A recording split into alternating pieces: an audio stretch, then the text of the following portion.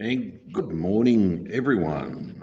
Hello here from Central Victoria, Bendigo in Central Victoria, the land of the Jar Jar Wrong. And I'd like to pay my respects to the elders, past and present, of the first peoples of this land, the Jar Jar Wrong, and also acknowledge that their struggle and recognise that their struggle against imperialism and capitalism is there as part of the bigger class struggle. The highest, and the struggle against imperialism is the highest form of class struggle. Well, so a few things have taken a turn during the week.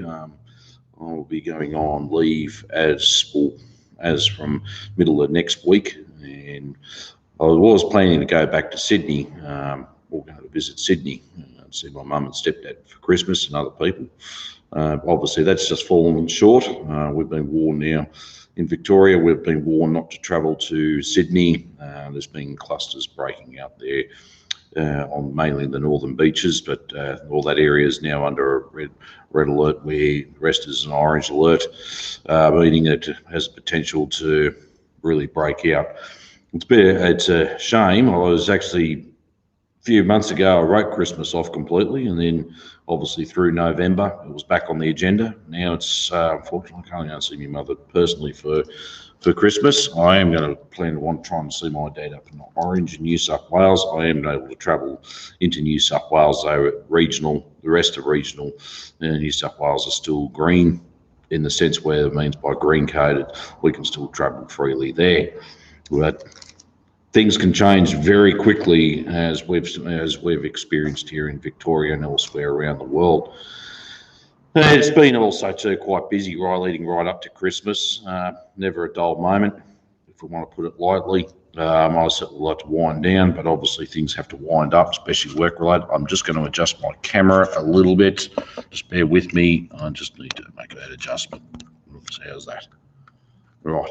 And I think it is a very intense time for a lot of people. I think we've been through one hell of a year with this COVID-19, and certainly has played a lot of people's mental health and also personal issues have arisen as well out of this. Relationships, all issues with relationships. I think it's put a strain on everybody. So for me, it's going to be quite a mellow Christmas. It'll be good to see my father anyway. I haven't seen him pretty much for a year, and that was just out of no fault of anyone.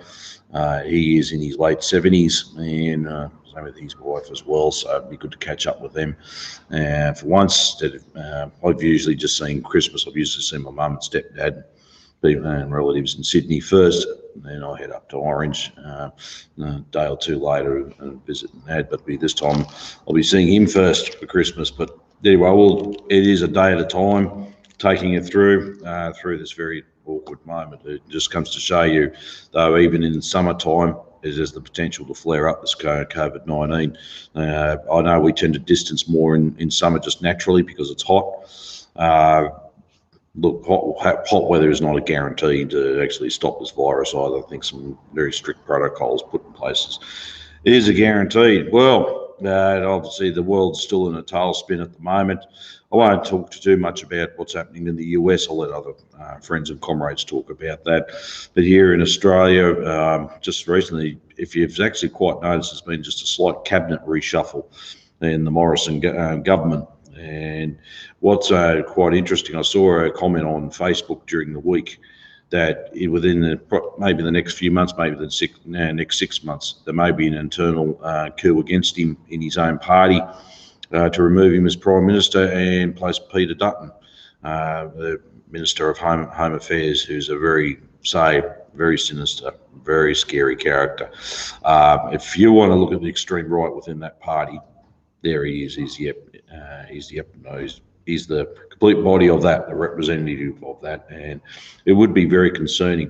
And the reason why I think we should be concerned is because of what the policies and what he really stands for.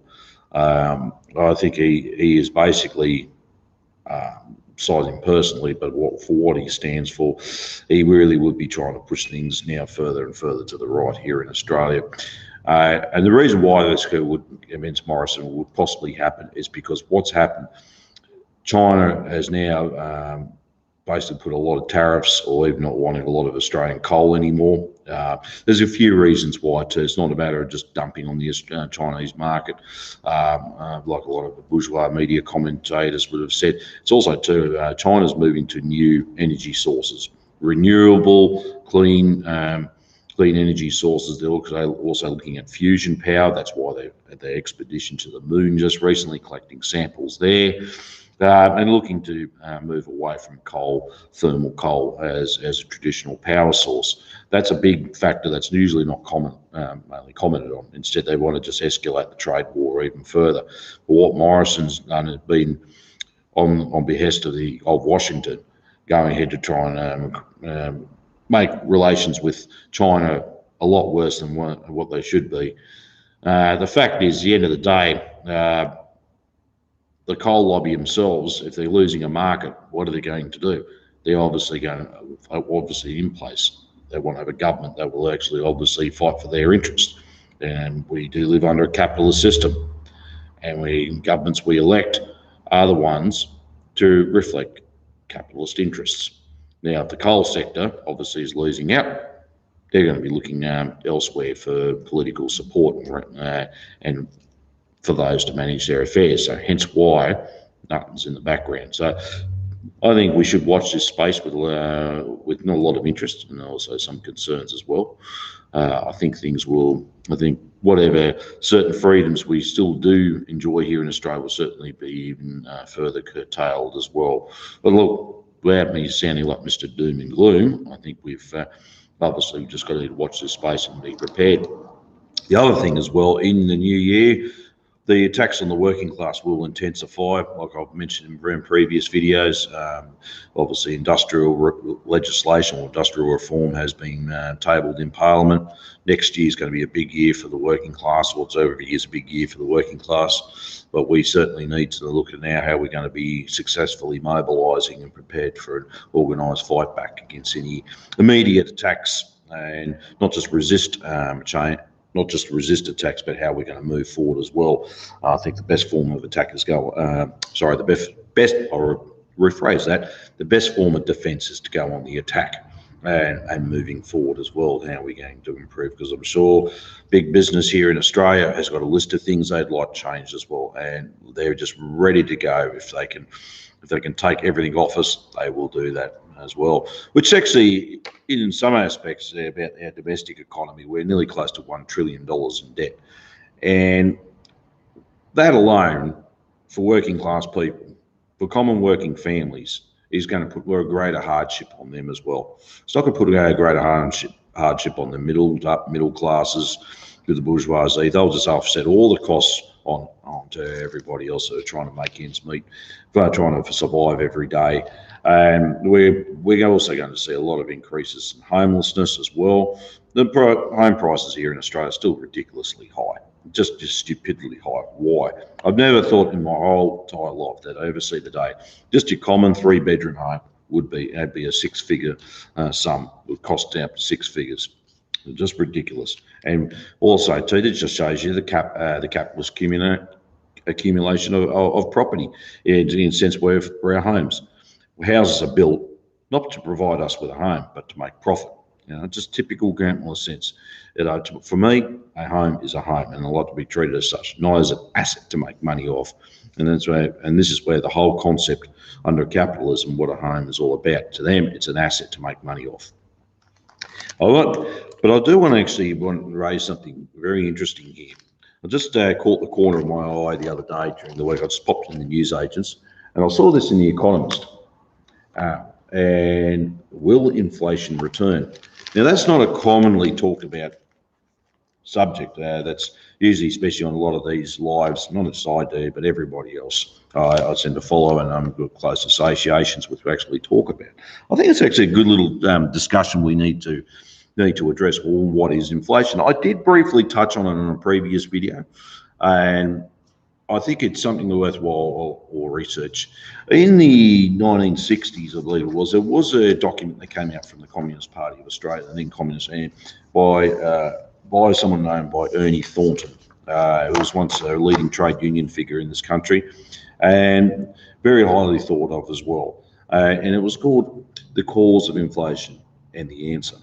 And I don't think there's been much documentation or booklets clearly written about this particularly important matter. Now, for some people out there, that's not a big concern at the moment, which is understandable. Well, I think we all live in the immediate material conditions, and it's usually we deal with our immediate demands. But I think we should actually look at the cause of inflation.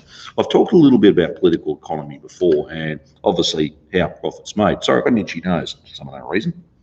And anyway, that's. And we're reading through this. I've read this before. I used to have the little booklet myself, but before I moved over here to Victoria, I did donate it to the Labour History Society and keep it in their records. But I might actually ask someone to see if we can have this booklet reproduced and maybe updated as well. I might make a commentary to it. But I think it's something, if we're going to be talking about inflation, we should know what it actually is. And I enjoyed actually reading this, these opening comments. It goes, all kinds of people are talking about inflation these days. It is the subject of countless newspaper editorials and special articles, radio talks, profound warnings by experts, and usually ignorant outbursts by politicians. Now, just keeping that in the context of the era it was written, actually, March 1960. Right? But there's still some relevance for us today here as well. Nearly all these comments have the one theme, that increased prices are usually solely by increased wages, and that the answer is for the workers to cease their demands for higher wages and to produce more in order to bring down prices. Now, the fact is, at the moment, we're on a very low wage growth situation, part for the Australian economy at the moment. There's not big high demands. Workers are getting massive incremental increases. Usually everything's been below the 3.5% to right up even less than 2% increase, just lucky to get CPI, Consumer Price Index. But what's interesting as it moves further on here, though, he goes, it is the workers and pensioners who are hardest hit by increased prices. They are the people who can't pass it on. Therefore, this propaganda is designed to take advantage of the concerns of the workers over increased prices and to hide the real reason for the skyrocketing cost of living, which is hitting hard every working class family. The real reason for the higher prices, which are so often taking place, is the deliberate policy of the rich monopolies, aka the bourgeoisie, who control the economic life of Australia and also control the governments, who are taking advantage of the business boom to make their fortunes at the expense of the majority of Australians. Now, we're not saying we're in a business boom yet, but just gives you an example of that where it can be relevant for us. The steady increase in prices is in the interest of the monopolies, for it enables them to greatly increase their profits, the value of their assets, and their power to reduce the share that the workers receive of the national wealth to eliminate the small business people and increase monopoly. Now, this is Capitalism 101. Lenin's even talked about it during his little booklet, Imperialism, the highest stage of capitalism. And what we're even seeing here is further monopolisation, further small businesses being pushed out, the smaller capitalists, the little oils, all that being pushed out altogether and being further monopolised by the big money. The price spiral is the deliberate offensive of the big monopolies against the standard of living of the majority of Australians. The rich don't suffer from increased prices, and that is certainly correct, and it is still true to this day. They seldom use public transport, so why should they worry when fares go up? They don't eat any more bread than a worker. Even if they are gluttons, they can't eat much more meat. Their children don't wear shoes out any more quickly than the children of the working class. Their expenditure on necessities is very small compared to their income, so increases in prices make little difference to them, but they make a tremendous difference to the working class family. It is, if a worker is lucky enough to save a few pounds, back then that's what the currency was, it was a sterling currency, he puts it into the savings bank where he gets only 3% interest. With prices rising at the rate of at least 3% per year, he gains nothing by having his money in the bank. But interesting when they say interest rates are low. When we do have money put into the bank every week for our pay and whatever little interest is earned, usually it's taken off us, but it doesn't keep up naturally for us to keep ahead of the cost of living. But the rich have their money in shares, land and buildings, and as inflation takes place, the value of their property also increases. That is why you can see the tremendous building programs of the banks and the big insurance companies in the main cities of Australia today. The wealthy employers have different ways of reducing the share of workers in national wealth. In the last few years, they have tried any of them. Now, obviously, it wasn't just the last few years, the last 40 years, but there's been a complete assault on the working class overall. And their ability to spend more has been diminished, or to consume more has been diminished. For example, say if you earned $100 in 1980, which was quite good back then considerably, but if you have $100 now, well, the spending capacity back then was far greater than what it is now. So I just wanted to address that. So I won't read that little bit because it was actually around a particular time. Now, the increasing difficulty for a family to make ends meet on one wage has led in recent years to a great increase in numbers of married women working. Well, it's quite normal today. Both partners are working, but back then, just keep that in the wording. I've just read that out to you in the historical context I was keeping. But that's true. You know, one family cannot just depend on, or a family cannot just depend on one income anymore for a source of security. It needs to depend on at least two, if not possibly three, if the kids actually move into the workforce and they happen to be staying at home. This, of course, brings more money into the home and takes attention from the drop in the real wages of men, which was quite true back then. All right, and understanding that back then, the male was the main single breadwinner at the time. But what happens now is taking attention off the real drop in real wages for everybody. You know, more recent, there has been developed and pernicious system of everyone having more than one job. But none of these developments is as damaging to the worker and as profitable to the employer as the steady increases in prices. Now, the big employers would like to cut wages and to grab results for themselves. But in these days, I'm just going to stop there for a minute because I need to have a look through that article a little further because some of the stuff isn't we've moved a long way since those early 60s periods. But I just want to actually quote this one from Karl Marx, and this fable that wages determine prices is not a new argument. It has been put forward by the profit seekers ever since production for private profit first began. Karl Marx, the first man to show workers how to analyse for themselves the economic system which dominates their lives, said that Ricardo, the famous economist in 1817, fundamentally destroyed the old popular and worn-out fallacy that wages determine prices. And it's actually good reading. Marx has actually written a lot of articles on that as well, and he actually referred to that. And I think in this day, I think we need to have a talk because, like I've said in the past, when I've given a demonstration of how profit's made and how it determines the cost, it's usually true. The little graph again when I went A plus B equals C. Okay. The materials, the machinery, factories, etc., to make the product. B, the labour of the workers, and C, the commodity that's finally produced. And if we put 100 plus 100 equals 200 is the final cost of the commodity. So 100 was the cost of all that material, the factories, the means of production, etc., to make the product. For that product to be made by labour, which is next to B, the workers themselves, another 100, which will equal 200. But where does the capitalist make the profit? Well, first of all, through surplus value. Well, obviously, when this has been made, he's got to pay 100 off, so it leaves 100 for the workers. That's where he makes it. He'll probably take 50 off that and give 50 to the workers, where they're unable to afford the commodities that was made, 200. And the more he wants to seek there, the less labour can buy there. So that just once again, I like giving talks on that, and that's how it systematically is made. But then for those workers to actually increase it further, what that is the employers will look at other ways to inflate the prices of that product more to maintain that high profit margin. So it's always a good little one to talk about. I'm just going to read out of The Economist. It was quite laughable in some aspects, but as I said, sometimes I do have to read this stuff to analyse what's going on myself, and it's good exercise for everybody to read through this.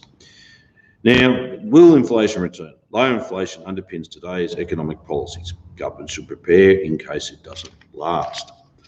Economists love to disagree. Well, that's a no-brainer.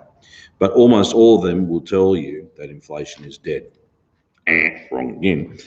The premise of low inflation is baked into economic policies and financial markets. Even the bourgeois economists admit this. A bourgeois economic journal such as this even admits it. So it doesn't even. So this wasn't coming from a card-carrying member of a Communist Party or any Marxist economist, or Marxist-Leninists at all, giving you a lesson in political economy. They've admitted it. It is why central banks can cut interest rates to around zero and buy up mountains of government bonds. It explains how governments have been able to go on an epic spending and borrowing binge in order to save the economy with the ravages of the pandemic. Just let me get. I'll need to have a sip of water. Give me a minute. Mouth is dry at the moment when I'm talking, and I'm going to have a sip of this unnamed iced coffee with no sugar. Where was I? Okay, of course. And why rich world public debt at 125% of GDP, gross domestic product, barely raises an eyebrow. The search for yield has propelled the S&P 500 index of shares to new highs, even as the number of Americans in hospital with COVID-19 has surpassed 100,000. The only way to justify such a blistering hot stock market is if you expect a strong but inflationless economic rebound in 2021 and beyond. Yet, as we explained this week, see briefing, an increasingly vocal band of dissenters thinks that the world could emerge from the pandemic into an era of higher inflation. Their arguments are hardly overwhelming, but neither are they empty. Even a small probability of having to deal with a surge in inflation is worrying, because the stock of debt is so large and central bank balance sheets are swollen. Rather than ignore the risk, governments should take action now to insure themselves against it. Then this is good. This is interesting. In the decades since Margaret Thatcher warned of a vicious cycle of prices and wages that threatened to destroy a society, well, the capitalists have a very highly talented destroying society. The rich world has come to take low inflation for granted. Before the pandemic, even an ultra-tight jobs market could not jolt prices upwards. Wrong again, they did go up. And now armies of people are unemployed. Many economists think the West, and especially the Eurozone, is heading the way of Japan, which fell into deflation in the 1990s and has since struggled to lift price rises far above zero. Predicting the end of this trend is a kind of hypothesis. In the financial crisis, some hawks warned that bond buying by central banks, known as quantitative easing or QE, would reignite inflation. They ended up looking silly. Today, the inflationistas' arguments are stronger. One risk is of a temporary burst of inflation next year. In contrast to the period after the financial crisis, broad measures of the rich world money supply have shot up in 2020 because banks have been lending freely. Stuck at home, people have been able to spend all their money and their bank balances have swelled. But once they are vaccinated and liberated from the tyranny of Zoom, exuberant consumers may go on in a spending spree that outpaces the ability of firms to restore and expand their capacity, causing prices to rise. The global economy already shows signs of suffering from bottlenecks. The price of copper, for example, is 25% higher than the start of 2020. And so on, so on, so on, so on. Hey, Caleb, good to have you on board here as well. And thank you. Please tweet this out. Once again, yes, anyone that do watch these videos, please tweet these out. Share it on Facebook, share it on Reddit, share it around, invite your friends. The more we're supporting each other in all this and building our infrastructure, building our world community, the more we can reach out. The way we can communicate and organise will be fundamentally a lot better than how we've been doing things in the past. But yeah, I think we've, as I said, so I can read through the whole article. I'm not going to bore people to death about this, the whole depth in the article. But if you get my They even admit themselves. From a little journal like this, they came out in 1960 and explaining what the cause of inflation to what they're admitting now. And it's something that's always something completely ignored, completely or either hardly talked about. And it's great that we can actually always keep an eye on these things, because prices ain't going to go down of their own accord. There's going to be more unemployed, a lot more of the working poor, or people pushed into the working poor, where they have to have 2 or 3 jobs just to make ends meet. In Australia here, we already have whole families are now working poor. There was situations there that have had the power cut off, other utilities such as gas and water at one stage, but whole working families losing the home because they cannot no longer pay it off. They're working full time, but not in good, comfortable, high union paying jobs anymore. What they're doing is we're looking at making ends meet by working 2 or 3 jobs a week. There's going to be even further. There's actually been, and around this time, this is where a lot of anxiety leading up to Christmas and around Christmas time eventuates. Hello, Arctic Angel. The fact is, what happens is that there's whole working families that turn up to these charities around Christmas, looking to bring their family something to eat. I know actually once it was interesting. I helped out. I helped out one year, a place in Sydney. I was over there visiting my mum and stepdad, and we decided to do something different for Christmas, go down and help feed people Christmas. And it was a big kitchen, massive big kitchen. There was a lot of volunteers that day. It was a great way to actually spend Christmas Day. But I kid you not, there was a whole families, and I'm not just talking about mother, father, son and daughter turning up. Even the grandparents were there and a lot of relatives, just because they could not afford just to even enjoy Christmas. And certainly the whole situation with capitalism now, can no longer provide us even the basic necessities and how we survive anymore. Inflation is part of a systematic crisis, is a cause of further cause of systematic crisis, capitalism.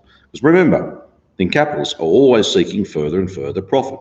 This is why every policy, every government under a capitalist system puts forward is there to help the capitalists seek further and further profit and to protect that profit as well. It's not there for you and I. It's interesting. I love hearing comments from people when they're saying, oh, well, it's our country or it's our economy. No, it's not. We live under a capitalist system. We do not own the means of production. The decisions are not made by the people, even at the ballot box.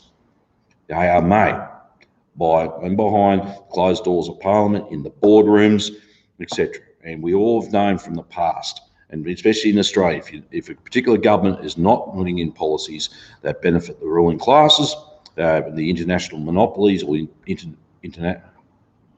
I'll repeat that again.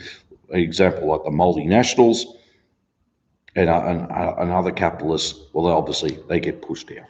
So this is why it's vitally important to understand about the whole system of capitalism.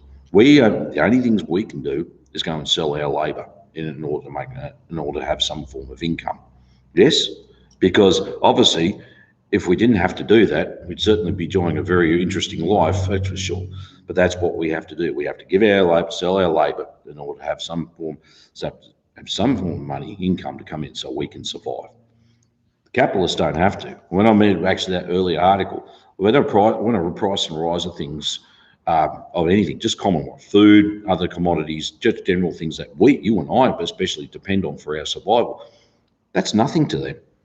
As I said, they don't, for example, I might go and buy dinner. A capitalist next to me have the same type of dinner. Is he going to eat any more because he's a capitalist? No.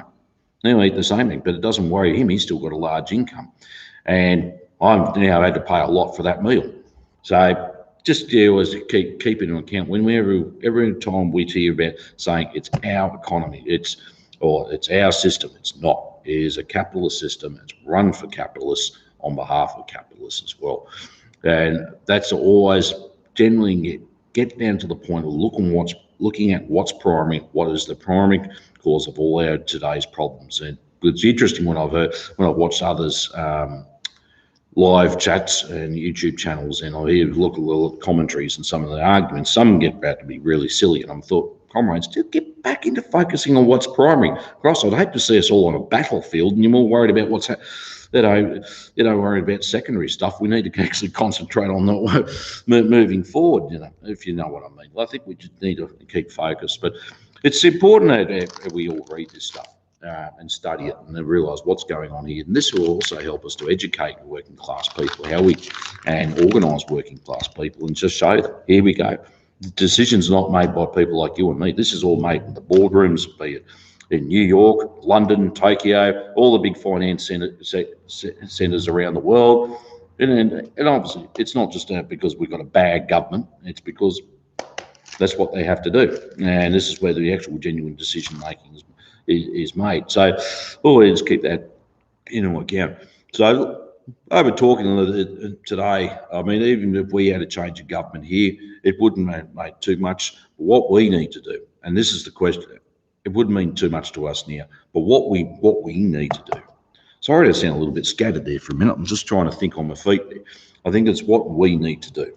What is it we need to do? And I think we do need to put some key demands put through. I do like what Caleb says. We need a government of action that fights for working families. And we do need one that stands up to the multinationals and basically prepared to organise the masses of working families, to mobilise. We have COVID-19. It hasn't gone from Australia. And like I've just said at the start of this video, there's outbreaks happening in Sydney now. And summertime is not a guarantee to protect us from it. So why aren't we mobilising? Why aren't we actually gearing everything to actually beat this virus?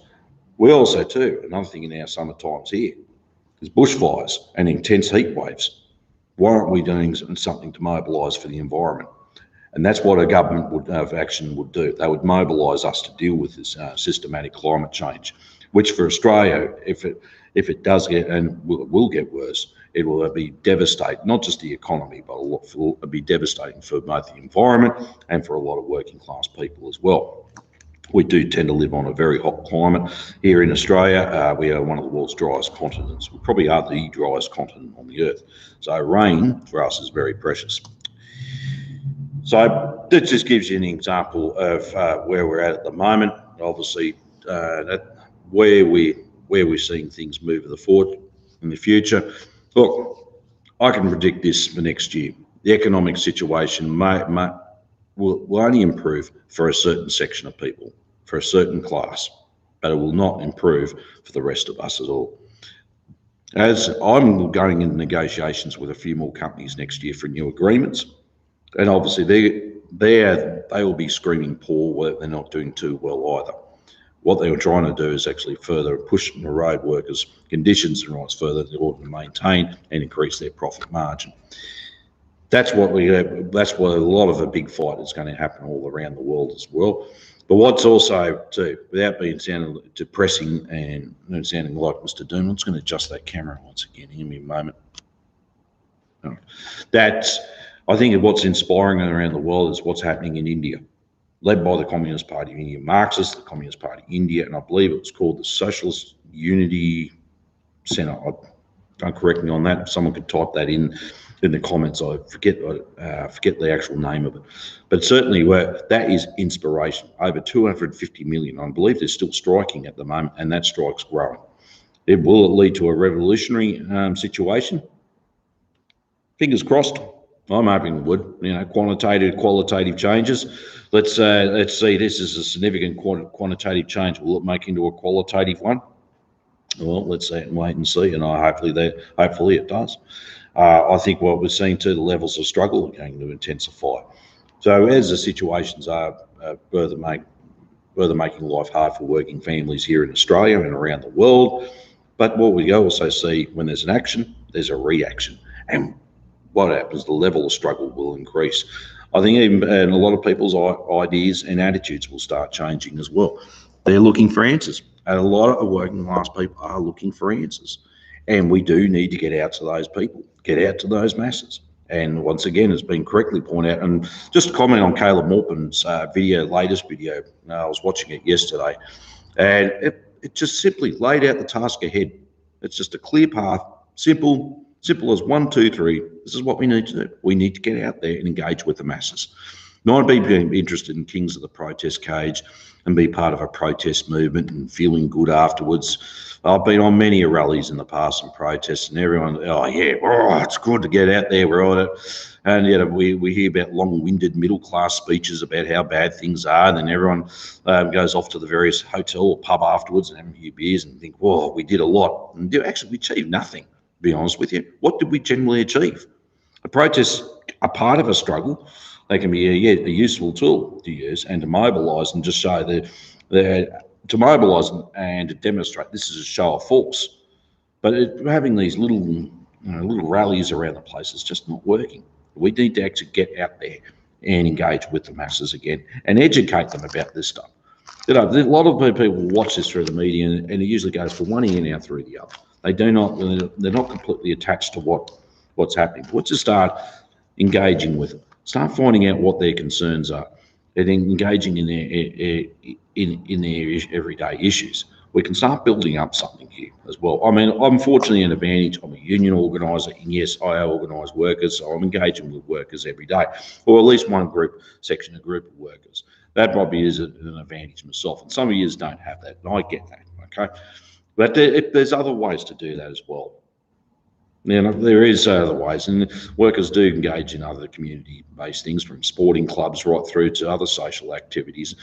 I would strongly advise, though, I mean, on this point, I would strongly advise, look, having alcohol around, engaging with a pub, you can to a certain degree, but just be careful too, because with some people, I like organising events and that, and we shouldn't actually be involving that side of.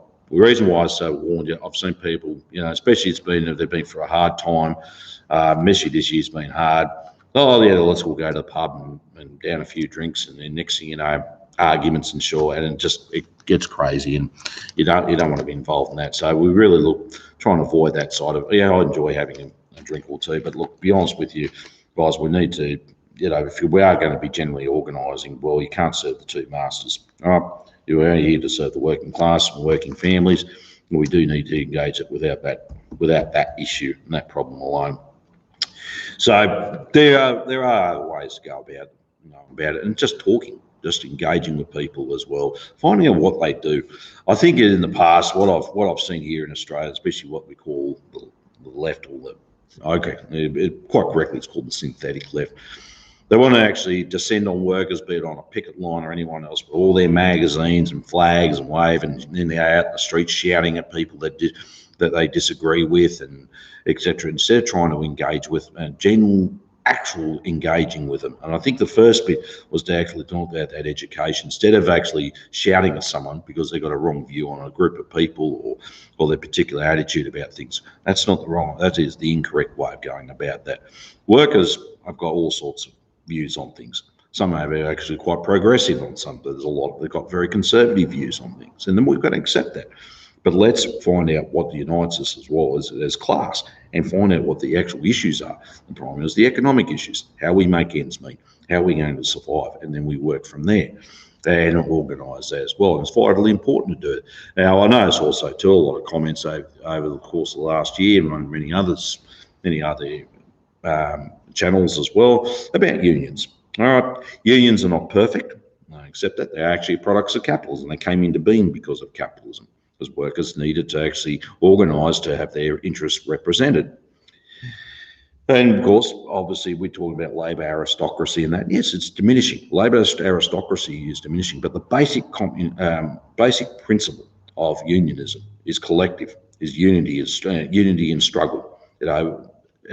United we stand, divided we fall, basically, and that's what it comes down to. And those of us who are involved in unions, I mean, trade unionism itself is limited. Yes, trade unionism is limited, but working class ideology needs to be much more introduced, and that's why we can develop from lower to higher levels of struggle. That's why also I say it's vitally important for those comrades out there that are working full-time or working in general, if they can actually start looking to unionising their workforces, start joining up, start getting involved, seek advice from their respective union body at the time. And we're going to be showing that we were trying to organise workers. So unions are still a vital part of the class struggle. one way or the other. And like I said again, they're not perfect organisations, far from it. They're basic forms of working class organisation. But the question I'll have to you, how we get that basic form of working class organisation to a higher level of working class organisation. Remember what I said about the lower to higher levels forms of struggle in previous videos? We have the economic, the political, and the ideological. Now, all three are not separate, they're entwined with each other. But how can we develop from just a simple struggle from wages and conditions through to a higher level of taking on the actual capitalist system itself and the ability to overthrow it? To remove capitalism, I will be careful about my language as well, but to change society to socialism. So how, that's be much better to say. So how do we from that lower form of struggle to a higher level of changing society from a capitalist to a socialist one? That'd be the one we need to be challenged on, and how we go about it. And it's going to be different in every country. Every country's got their particular material conditions we operate under. Certainly in Australia here, we have to operate under the material conditions here. The comrades in the US, the friends and comrades in the US, you have your material conditions. We have a lot of similarities. There's certainly a lot we can overlap, and etc. I mean, certainly for all the comrades over there, my heart goes out for you, and also a big shout out to you all. I think your struggle is really going to be intense over there. You're right in the belly of the beast, but so it's going to be here too. And we are part of that imperial bloc, and we are the launch pad to try and surround China and attack China.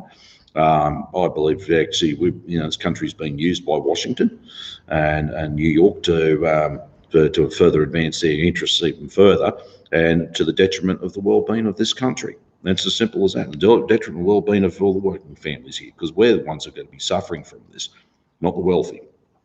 So that's where we put the. Let me backtrack. So going back on track, what I was saying about the lower, higher levels of struggle and why we're the importance of engaging with the masses. It's going to be a long slog. Lenin actually once stated, struggle is going to be a long and tedious one. It will be a long and tedious one. There will be many setbacks, there'll be many disappointments, letdowns. That's all part of it. But these are good, powerful lessons to learn from as well. Mao actually correctly said once that the best lessons learned are the hardest ones. And that's how they learned. And and look what they achieved ever since 1949. 1949, just before that, China was the sick man of Asia. Now it's the leading economic power in the whole world. So the lessons learned, they learned some very powerful lessons of years and years and years of struggle, and so have we as well. We have a lot to learn from as well. Not to sit there and angry about things. We've got to use that anger and put it into good positive energy. How are we going to, without sounding like a hippie, but we do need to use that energy and our passions into moving forward as well. And that's certainly, we have a lot of lessons here to learn in Australia today. Yes, look, I can be moaning the last 40 years about what happened and who sold out and who did this and that. But at the end of the day, how's that going to advance us further? And that's going to be the question. We need to learn from it, certainly. And we have such a rich history here in Australia as well of struggle. I did a talk on Tuesday, on the 15th, because I believe it was the 169th anniversary of the monster meeting in Chewton, which is just south of Castlemaine. It's not far from here, it's about a 40-minute drive. And which actually pretty much kicked off the Goldfields rebellions. The struggle it was based around paying how a gold tax was imposed, and the brutal regime and how that was imposed, and the corruption that went through it. And when it escalated and culminated in the bloodshed and massacre at Eureka Stockade in Ballarat 3 years later, it was actually under the banner of no taxation without representation. And there was many people from all around the world that bought that as well.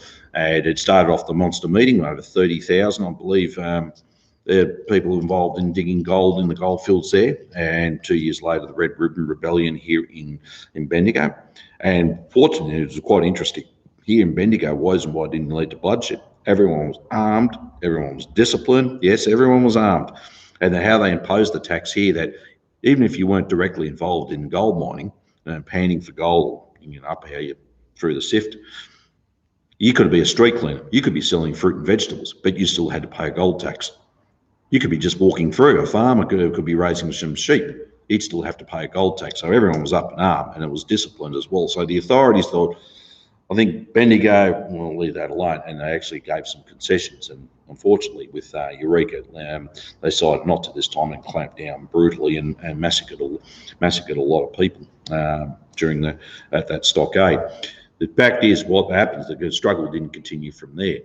Our struggle is still continuing on this way. It's not also just some basic democratic rights. I think a lot of people took things for granted for some time in this country, but if we do have a situation where we have a particular individual in our federal government that removes the Prime Minister from office, that way through the party room, calls the coup d'etat, we have a dark figure, we can just guarantee further and further our basic rights. We've seemed to take it for granted, enjoyed for such time that we fought for working class people, either in the unions, on the streets, people have died for it in union struggles, would be further eroded away. But what are the lessons learned from this? Well, one, we've got a rich history of it. Two, we have a good rich history. We can organise, it can be done. We've been very fortunate in Australia in the sense where unions were actually ahead of a lot of struggles here, not just for wages and conditions, which were primarily important, that's what the unions are set for, but also for other working class interests as well. And they thought about class time. And this is when unions were actually, a lot of them were communist led, and a lot of good communist leaderships as well. They understood the masses. They understood how we were moving forward. There were very important changes we had. Actually, did you know, one union in particular, the Builders Labourers Federation, was actually very supportive of the communities in the inner cities about protecting its, and not just supportive, but led the charge of protecting a lot of the built heritage. It was actually a term they called a green ban. So they refused to demolish an old building, be it a suburb, be it just a particular building. The Capitol Theatre here in Melbourne, the public baths there in Melbourne are just two classic examples. In Sydney, the Rocks, Woolloomooloo, and areas around the inner city where developers wanted to come in, remove all the working class communities out of there and demolish it, build high rise in the name of profit. Well, the reason why there's a lot of Sydney and Melbourne's kept its built heritage is because of unions such as those, the Builders Labourers Federation and many others as well, that actually eventually wind up leading the charge to protect it. And it's called a green ban. Very important social issue as well. They also played other unions played a very leading role in against South African apartheid in the 70s and 80s. Huge role with that. Also with the liberation of East Timor or Timor-Leste, another classic example. And more also important as well, the moratorium on the Vietnam War. In Australia here, it was working class led, communist led. It was like most of the unions were right at the forefront of that fight as well. It wasn't the middle class, it wasn't the hippie, the counterculture, anything like that. It was the common working class people that were saying, no more, we're not involved in imperialist war. Shame it wasn't like that around other places around the world, but we do have a rich history of it and something to be proud of as well. A little bit further bit of Australian working class history was when Indonesia was fighting for independence from Dutch colonialism. What did all the waterfront unions do? Not cooperate and tied up all the Dutch ships, didn't allow them to sail. And also organised goods and material to send to the people of Indonesia so they can liberate themselves from Dutch colonial rule. An important step in their struggle. I know how Indonesia panned out in the 60s onwards. I won't talk about that today. But then, and obviously, over then, about 40, 50 years of brute fascist rule. If you wanted to see capitalism in a raw, look at Indonesia under Sukarno or Suharto. I think it was Sukarno. And going back to it, but this is what I'm saying for Australia, for us here in Australia, we do have a rich history of it. We tend to want to actually rely on looking at a lot of war veterans and stuff. Yes, World War II. There was obviously we were fighting against invasion and Japanese imperialism. It was a united front against fascism. Very important. But all the other wars were involved in imperial war. And when I hear about the term, they fought for our freedom, wrong again. No, they didn't. It was working class people organising unions, those who involved in the Goldfields rebellions, right over the late 1800s, the ones that were involved in the Great Shearers' Strike and the Great Maritime Strikes of the 1890s. Interesting, out of that grew the Australian Labor Party, was founded through all that. right through to the modern 20th century. The industrial workers of the world was another one where a lot of them went to jail because because of their opposition against World War I and the anti-conscription. Played a huge role. All these freedom that we did enjoy is because of them. There's an old saying, Alex, I like to, well, not an old saying, but it's something a little key. No, it was because of unions and organised working class that you have a weekend, but you can have Saturday and Sunday off. That you can have a weekend. It's because of the weekend. It's because of unions. It wasn't because of the employers or the government or someone fighting off an imperial war thought, oh, this is a good idea. Let's write it down and we'll legislate it. It didn't happen that way. So we do have that behind us. It's just a matter and tap into that spirit again. The spirit, and I also like to tap into the spirit of the 30s and 40s, the whole communist period of that time as well. Bring it back to the front as well. Not copying what they exactly did, but learn from that and bring that spirit forward again.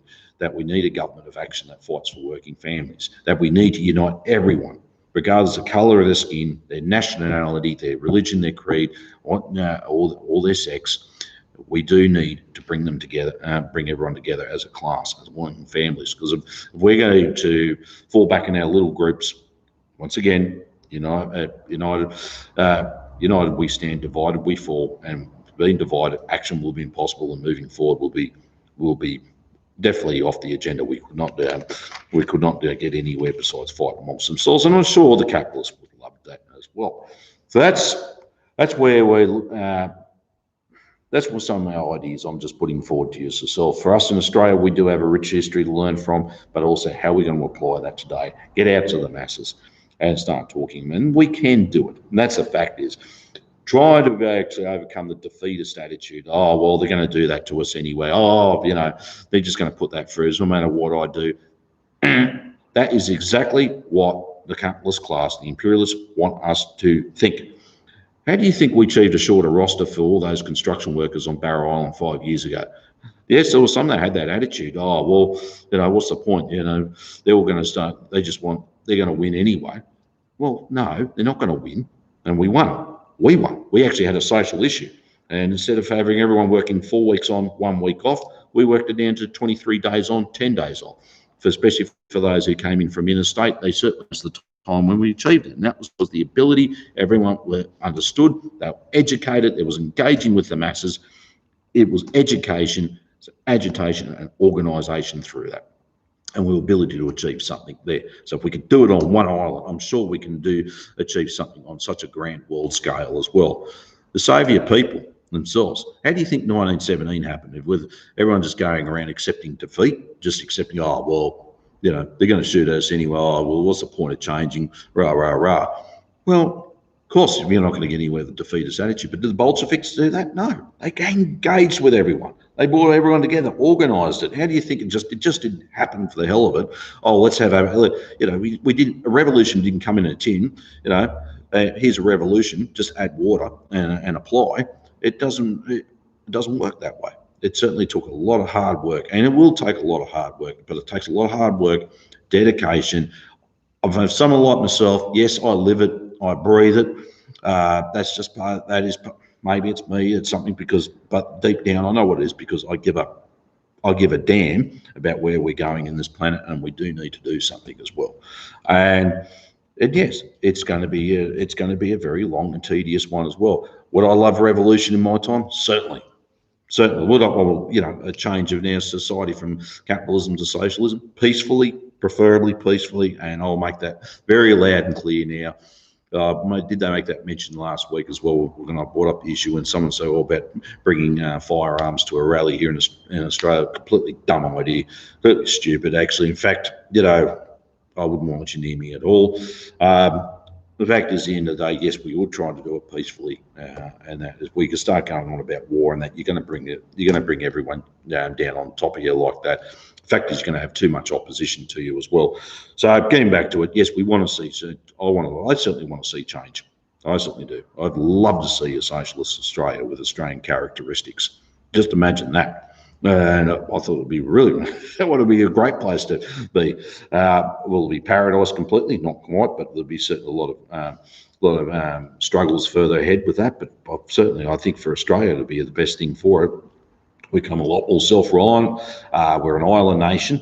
We are dependent a lot on shipping, but also too, we don't have to put so much gargantuan budget into the military and stuff. We can actually start having peaceful relations with other countries. We can actually be a powerhouse for the rest of developing nations throughout Southeast Asia and help them bring their people out of poverty. Imagine that, win-win cooperation everywhere, that we all benefit. So much material abundance is produced that there's no need for having any conflict anymore, that we can all have our lives enriched.